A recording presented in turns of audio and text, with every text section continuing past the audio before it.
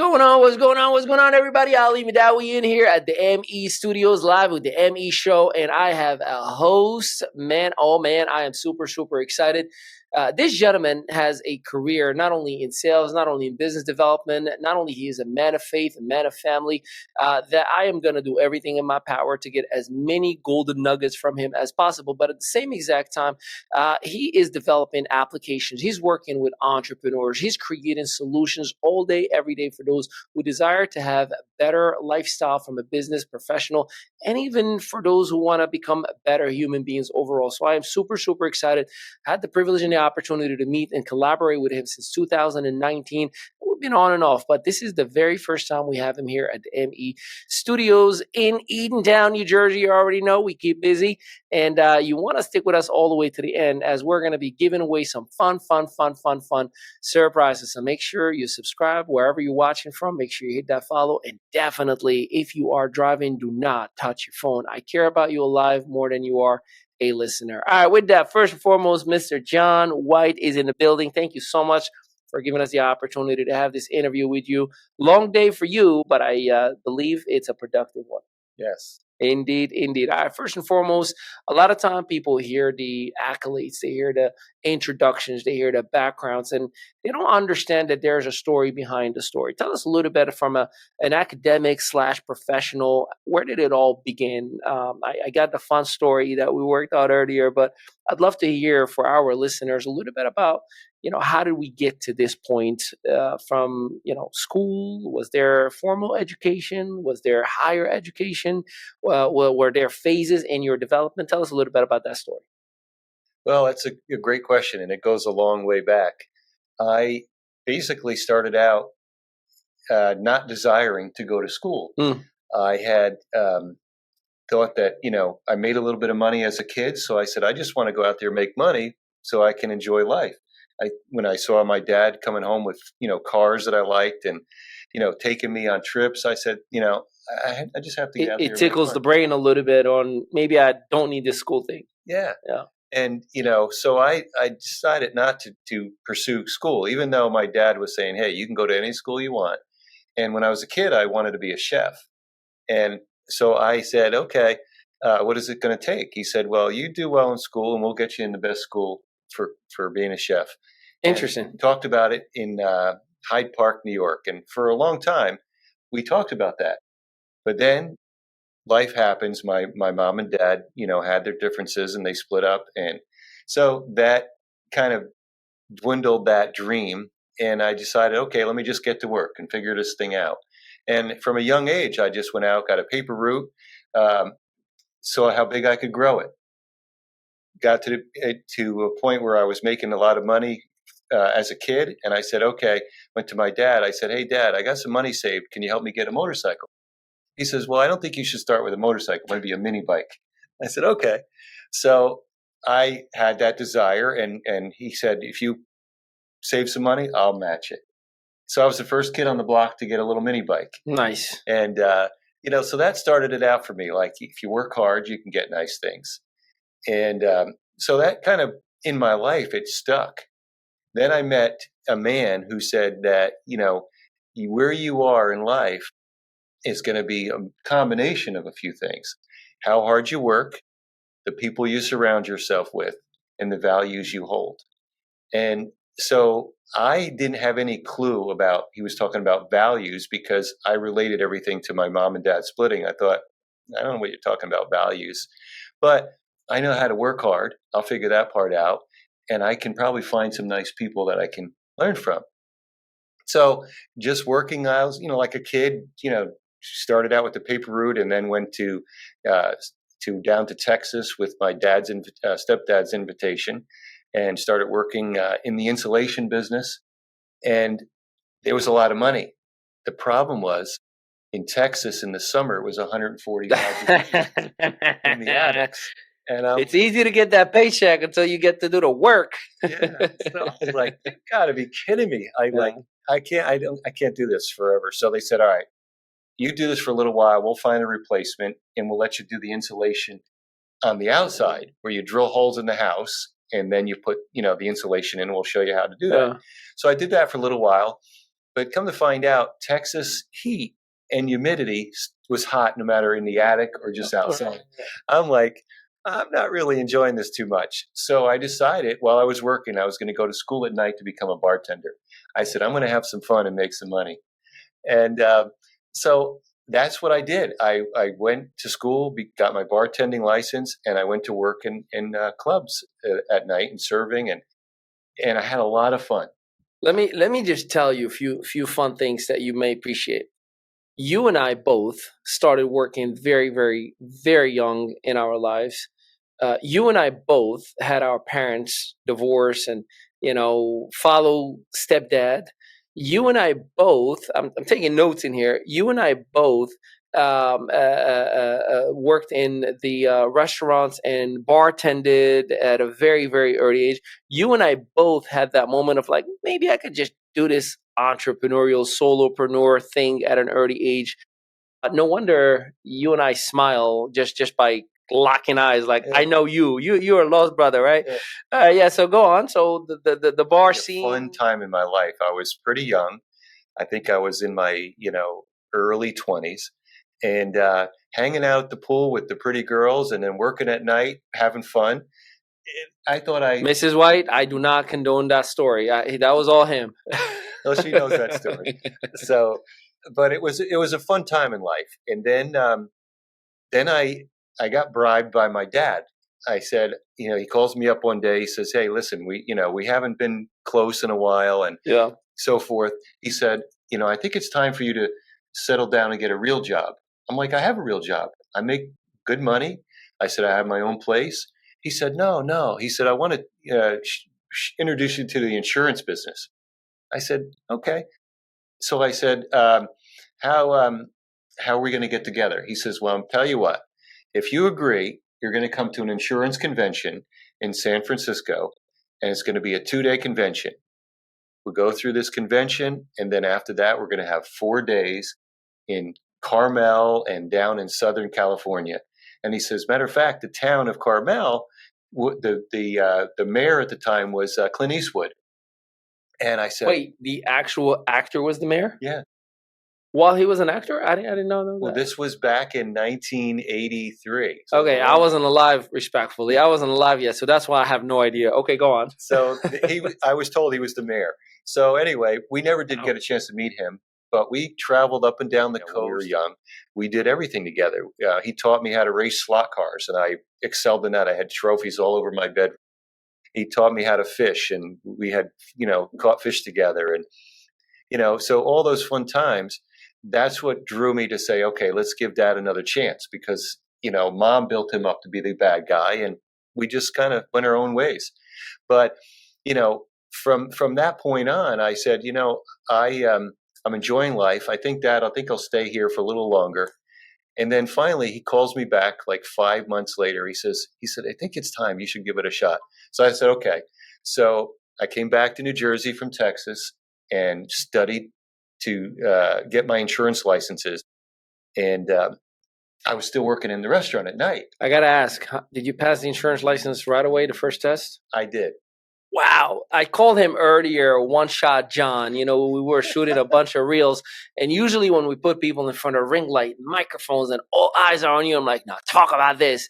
People freeze up. You were like, boom, boom, boom, boom, one and done, next station. Yeah. So it was wow. It was a lot of studying. I literally taught myself how to pass the test.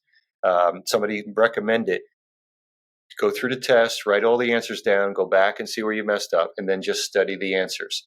And I did that, and that's how I passed the test. And then so I did that for a few years. And I said, "Dad," I said, "this isn't working out." I says, "I'm really not getting this business."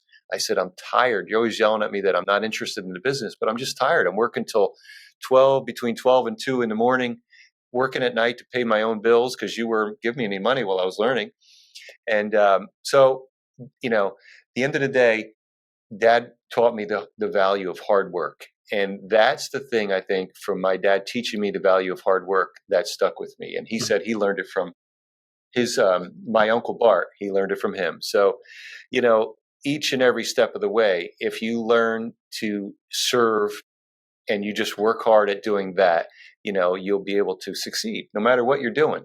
And nobody said it was going to be easy. You have to work hard. Yeah.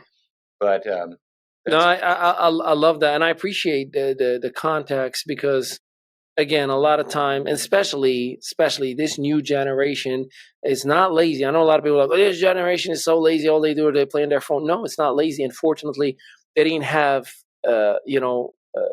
your dad as the role model with the equipment that he had, or the mindset that they did not have Uncle. What was your uncle's name? Bart. Uncle Bart. They didn't have an Uncle Bart. We talk about the Robert Kiyosaki, Rich Dad, Poor Dad. They didn't, that was the rich dad in your life, and thank God you had a dad that was actively pushing you to a path that was hard. Hard things make strong men. We've heard that before, right? Mm-hmm.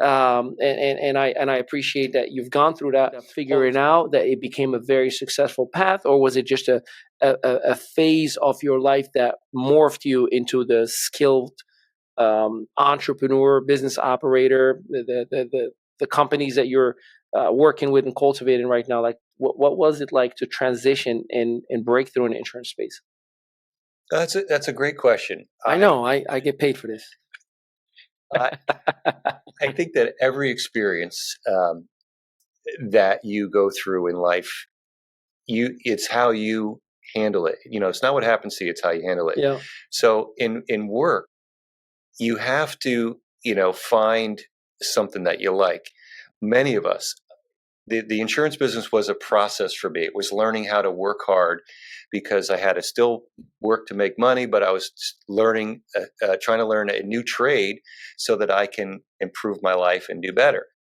Sometimes things don't work out. You just got to say, okay, next. And so at that point, I got out of that business and I decided to work on cars. And the funny part about it is I really didn't decide that. It was all of a sudden, my wife and I had new jobs, and the company I was working for at the time was an office equipment company. And they told me they had a management position for me. I had to move here and so forth. And so I took the job, and within 6 months, they were out of business. So we sold our new cars, got rid of the car payments. And when you buy a used car, guess what? They break and they're not under warranty. So I had to learn how to fix them myself. Nice. And so the entrepreneur really... This is before YouTube, though, right? Yeah. Yeah, there was no how do you fix. Yeah, there was a book about this thick. It was the Chilton's Manual. And it would have different brands in there, and you go through there and you had to figure it out. And so I had to learn how to figure the things out in fixing cars to keep it on the road. And that's how I actually got started in the car business. Interesting. I'm buying junk, but most people, they're probably junk, but they were old cars that needed work. That's what my wife and I drove. And I said, hey, if I could fix a car for myself, maybe I can help some other people. So I started buying $100, $200, $300 car. I'd fix it up and sell it for $1,000, make a couple of bucks. And after a while, I figured out that there's no way I'm going to be able to work on all these different cars and make any money. So I said, I got to pick one that I can get good at. And so we picked Volkswagen Rabbits.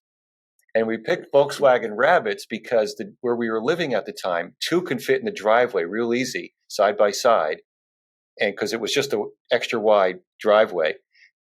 And then the funny thing in the neighborhood was the joke was the rabbits are multiplying, because I had 2, 4, 6 in the driveway, and I had 2 in the garage. So 2 in, 2 out, 2 in, 2 out. Guy hired me to be a manager for his massage table manufacturing business. And so I did that for... Where is the book, y'all? Like, I want a book. Are you not entertained? Are you kidding me? This is great. So he hired me to be a manager. I said, I have no idea about, these massage tables. He said, well, I'll teach you how to do it. I'll teach you. You're going to learn how to sew. You're going to learn how to put them together, and you're going to learn how to, talk to the manufacturers for the parts, because they were called super light tables. So I did that for a couple of years, and working on the cars at night, and just working day and night. And that's how we survived early on. And then eventually my dad said, you're killing yourself. Why don't you take a job in the car business? I said, I don't know, Dad. I said, I'm okay, I think where I'm at. He says, why don't you just go talk to somebody I know? So he introduced me to a general manager at a place over in Freehold. The guy's name was Terry, and he was the general manager. And he come into his office. He said, listen, he said, I know that you came in here because your dad knows me. He said, but trust me, you're not going to like me. I'm not going to do any favors for you. Either you can do the job or you can't. I said, fair enough. I said, as long as you can teach me, I know how to work hard. So he introduced me to the two sales managers, and immediately at that point, I had already given my life to the Lord. So I was serving God, and I wanted to do things the right way.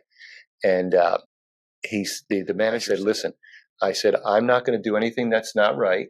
I said, I'm going to treat other people the way I want to be treated and do the right thing. So you broke that mold of, I'm not going to be another sales guy who just does or says anything just to get another sale. Exactly. Wow. So I said, I'll tell you what, we'll make a deal. I said, we'll work together for 30 days. You do it your way and I do it my way and see who sells more? No, what I told them, similar, somewhat, I said, I'll do it my way. And if I can perform the way I say I can, as long as you teach me about the product, if you like me at the end of 30 days, I'll keep the job. And if I like you, I'll stay. So basically, they let me do my own thing. I was new, green behind the first car I sold, they came and cut my tie. And so they're like, okay. They said, you better buy some ties if you're going to be any good at this. And then they were joking. No, we only cut the first tie. I don't understand. I've seen videos about that. Tell me what's the idea behind it. Like, where did that come from? Do you have the story of it, or is it just a thing that they do in the car sales dealerships where? Many years ago, I started, like I said, a lot of years ago in the car business, suit and tie. That was the dress. And then, so I did, so at that first month, so let me go back to that. That first month, I was the number one salesman. And they said, I don't care what you're doing, just keep doing it. So for 6 months now, I'm setting my sights on the next goal. The store I was working at had Honda, Volkswagen, and a big wall separating Mercedes-Benz. And I said, I want to go over there, sell Mercedes-Benz. They said, you have no experience. Those guys will never let you in. I'm like, well, who's the boss here, you or them? They said, well, we are. I said, well, make it happen. Put me in the other side and watch. Yeah. So they kept promising me, a little bit more time. We don't have the room for you over there. They don't sell enough cars. Somehow a guy found out that I wanted to sell Mercedes-Benz an hour north of where I lived. At the time, I lived in Bradley Beach. And he said... Wait, what years did you live in Bradley Beach? So I lived in Bradley Beach from 83 to 80, and then again from 2003 to 2008. You ever been in Bradley Liquors? Yeah. Do you know that's my in-laws? Yeah, you told me that story. You've been there? Yeah. That's great. Our father-in-law just passed, unfortunately. No. Yeah, he passed 7-8 months ago. I'm wearing his shirts for those of you who usually wonder. So I said I like his son David. Love you, brother-in-law. He goes like, look, I don't wear these shirts. You're always doing business meetings. You got to take these shirts. So I was like, you know what? Every time you will see me in front of my cameras, I'm gonna have Tico shirts. We call him Tico. So Tico's with us right now. So I appreciate you allowing me to have that moment. But that's interesting. Wow. Yeah. So somebody found out that I wanted to sell Mercedes-Benz, and this fellow that I didn't really know that well. I was introduced to him because he worked for a guy who was my dad's best friend, and they were a car dealer, owners themselves over in Long Branch. And so anyway, he calls me. He said, hey, I heard you want to sell Mercedes-Benz. Is that true? I said, yeah. I said, well, they told me I don't have any experience, so I got to wait it out, blah, blah, blah. I said, well, how'd you like a shot? I said, well, I'll tell you, I would, but I'd like to talk about it first. And so he says, all right, you come up and see me. So I went up to see him, and it seemed like the longest drive. I'm like 69 miles away. This was in August. He said I was supposed to come up and start in September. He said, get here starting here September. Mercedes-Benz was introducing a brand new C-Class. He said, you're going to make the most money you ever made in your life selling cars, because when Mercedes comes out with a new product, you just literally take orders. Well, I was so dreading this 69-mile one-way drive, I put it off for a month. So I missed a bunch of orders. But anyway, I finally went up there in October of 1993. And it was the best decision I made, because that was the launch of my career with Mercedes-Benz. Most of my career was with Mercedes-Benz. The Mercedes guys, these guys are all like, who's this kid? What are you bringing a kid in here? He's never sold cars, hardly, no less Mercedes. Get it, we can't have him. He said, listen, I'm the boss. I hired him. You help him. Well, I didn't get a whole lot of help. And I just said, you know what? I always figured it out if you work hard. So I said, I went to a guy, one of the managers there, and I said, hey, what do I got to do to become successful with Mercedes-Benz? He said, learn the product better than anybody here. And he said, so you're going to be the go-to guy. They need an answer, they're going to come to you. I said, okay, I can do that. So I did that. And that was the first year. Wasn't selling a lot, but I made more money than I ever made in my life selling cars. Back then, it was over $70,000, and that was a lot of money back then.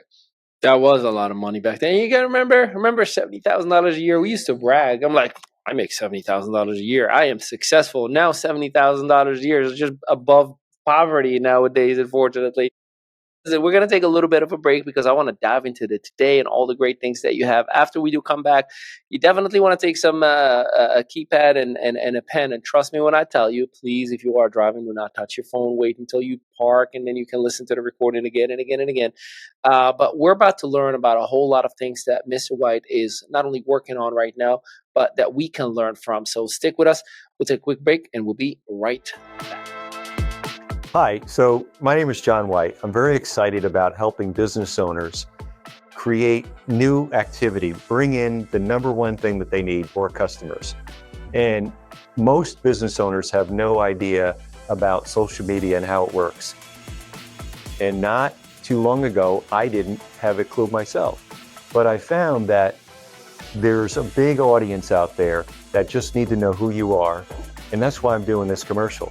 I'm doing this to find the business owners that need the help promoting their business through social media and through some other AI tools to help them generate more business and have more income coming in with less work. You can visit my website, profitablemarketingllc.com, and get the information you need to get started. Welcome back, ladies and gentlemen. Ali Mehdaoui in here with the ME Show, and I have John White in the building. Man, the stories that I'm hearing and I'm picking up, and I feel like we are lost brothers, cousins, whatever relatability you are identifying in here, because we have so many things in common. One of the things that I appreciate is the student that you have been throughout your whole career, whether it's listening to your stepdad, listening to your dad, listening to your uncle, listening to a mentor, listening to other individuals. You have that coachability that most people don't have, which speaks a lot about in order to be a great leader, you got to be a great student, and you definitely showcase that remarkably well. Let's talk about some of the things that you have going on right now. What is going on in John White's life from a professional perspective? I know you got some things that are cooking. Not sure how much you can share with us, but I'd love for you to tell us a little bit about some of the things and solutions. As a salesman, working as a manager, working as a general manager, these career paths choices that I've made have all been a result of just working hard. I was hired to be a manager because I didn't like the way things were going in sales. So when they offered me the manager's job, I took it so I can fix things. What I thought was fixing things. Matter of fact, the first manager job that I took in the car business, the manager pulled me aside and he said, hey, what's your definition of being a manager? So I explained to him, I said, I think the best definition of a manager is you learning every part of the job better than anybody else. And then you teach them how to do it. And if they don't get it, don't yell at them, teach them again until they get it. And unless they say, hey, I got it, and they don't really want to learn, I'm going to keep teaching them so that they do the right thing.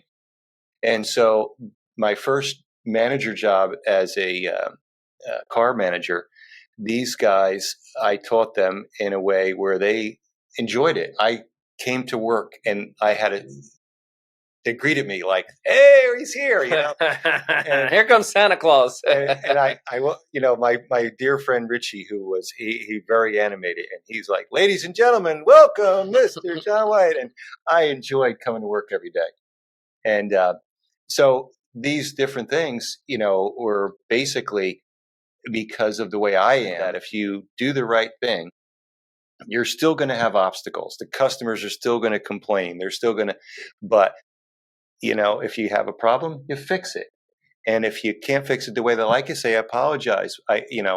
If you show me how that you want me to fix this, if I can do it, I'll do it. Mm-hmm. So these things have all been accumulating over the years of working a lot of years, that I decided that I really need to help more business owners. Instead of just the one business I'm working in, I want to help more business owners get to their desired goals through technology.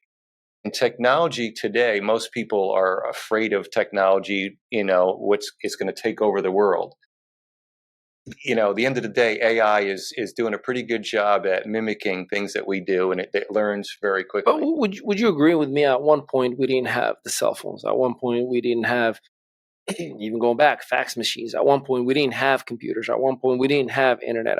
And there's just like generational, this cell phone thing is going to take over. This, computer thing is going to take, the touch screens are going to, I think there's this lack of appreciation of progression and evolving as human beings. And I think, and I understand, don't get me wrong, I hear a lot of, ChatGPT is going to take 800 million jobs out of the world. I think it's going to create 800 million entrepreneurs, people who never had the resources, the money, the time, the energy, or the brain, and then it's all created for you. So I really think we got to change our way of looking at it. Wouldn't you think? From stop living in that fear and start living in the faith that we are going to be okay. We are not where we were 10, 20 years ago. And I think we're going to evolve better with the right core values, of course. At least I think so. Maybe I'm delusional. No, I think you're on the right track there, because most people, they don't understand that you have to adapt to things that are coming. And, the better that you adapt, some people say, I'm too old to learn, this, or, the computer or the phone or whatever, like you just mentioned. And I loved what you just said about the fact that it's not going to take away under 800,000 jobs. It's going to create $800,000 jobs. Every problem has a solution, and every solution has another problem. So it's evolving to the next step. And I think we're at a point, like you said, that teaching my experiences are different than yours, similar in some ways, but it's my filters that make them different. So the more that we can put ourselves out there and share what we believe in, and teach people the way we want to teach, there's going to be a group of people out there that are looking for you. So, what I'm trying to do is just find the business owners that have tried everything. They're just working their butts off to survive. And, you and I met through, some mutual people. You taught me the way with some of the social media stuff early on, and I'm still far from an expert in the basics of it. But the technology part is where I was always kind of geeky enough to say, how does this work? And I had to figure it out. My wife always tells me, you know so much about computers, I can't understand how you, and because I just grind it out. Like, how does this work? What does it do? Talk to somebody. How do you do this? How does this work? And even back to the car business, when after the first year, I met a guy who was one of the top guys, and he had a little computer in front of him. And I'm like, what are you doing? He says, well, this is how I manage my customers. And so I became friendly with him. I just, and he said, I can create a copy for you. This was on MS-DOS. I don't know if you ever heard of it. I'm young enough, but I'm definitely familiar with MS-DOS. Yeah, like when Microsoft just became the hot thing and Excel followed, and I get it. Yeah. So he said, I'll make you a copy. So I bought a little computer, and he put the software on there. And within the next year, I became one of the top salesmen. Talk about an early version of a CRM. Yeah. Yeah. And that's exactly what it was. It was a CRM to keep track of the customers. So we were doing better than the other guys because we had a better system. And so what you're saying is evolving. Systems have evolved. Way back then, the dealership recognized. And they did. Eventually, they got a CRM that would literally tell you, here's what you did today. Here's what you missed. Do it. And so the system did the work, kept you on track. And so a lot of business owners are so scattered that they're acting like ADD, like they're acting like a fireman, just putting out fires. Instead of working on the business, they're spending a lot of time working in the business, which is very ineffective if you're going to grow. You know, just being in a position of management, being in a position of sales, being in different aspects of business, and then helping business owners that I've been doing this for free for a long time. It's time to get paid, right? No more nonprofits, John, please. I decided that I want to do some things and make it affordable, but help business owners to be able to do more business and have less stress. Do more business and have less stress. That sounds like a tagline ready to happen. A T-shirt that's really ready to be sold. And look, when are we anticipating this project to kind of come to market and come to life? So basically, the project is ongoing, but the foundation is basically set. We're getting the websites all redone, and we're getting things in order to help people understand simply. They go to the website, profitablemarketingllc.com, and they'll be able to chat with my way that I'm going to automation, system, if you will, helping you to get to the answer you need. And if you need somebody live, you need our services, you're going to be able to jump right in. And you know, one thing that I love about kind of like the vision that you shared with me earlier is the business no longer depends or has to wait for you to be available. You know, you could be asleep and somebody's in your computer and the interactions automatically lively and happening, which, trust me, you know, we all want that sleep money, right? Like I want my money to be made while I'm asleep. Well, how do you do that? You leverage the technology and, of course, the system that you are going to be creating. Make sure that you check on the captions and the copy that is along with this episode, as we're going to have the website in it and any and all information, whether it's social media tools, information to connect with Mr. John White as well, which we're so super. I cannot wait until you meet with it. And I told you offline, and I'll tell you straight up in front of everybody, I can't wait for you to meet with our Chief Technology Officer. Hey, show us the goodies, right? Like if there's any ways that we can do better, become better, grow better, but at the same exact time, look, all of our audience, literally 100% of our audience is business owners. So, you know, would love if there's truly a solution that can help the masses. Hey, how you doing? You know, like let me get a little something out of the pie, right? Like I would love to make it available for our audience and our marketplace as well. Okay, let's talk to me about your vision for this project. You know, what are you hoping / anticipating / projecting to do? And we don't have to talk about financials, but just from an impact perspective, what do you think this is going to do, or what impact is going to have on the marketplace? Well, the average small business owner has 3 to 10 employees. And if the technology can help them to be more productive every day, then the impact is going to be not only for the employee, but for the business owner. So, you know, I basically am envisioning, as I'm launching what this project is all about, of helping small business owners, to get to a capacity where then I will be able to hire somebody that's good at managing teams. And then eventually it'll spread, because it's all a matter of learning the system, managing the project. And then from there, you know, as you mentioned, money comes naturally from hard work and doing the right thing. But my heart desire is to fund missionary projects.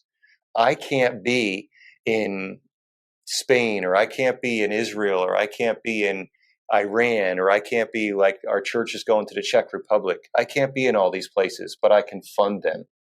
And so my heart's desire is to reach the world with the good news that, and you know, the good book says that he knows every hair on her head, even if you're losing some like me. So, I'm excited about helping this thing grow to help thousands of business owners across the nation over the next 5 years.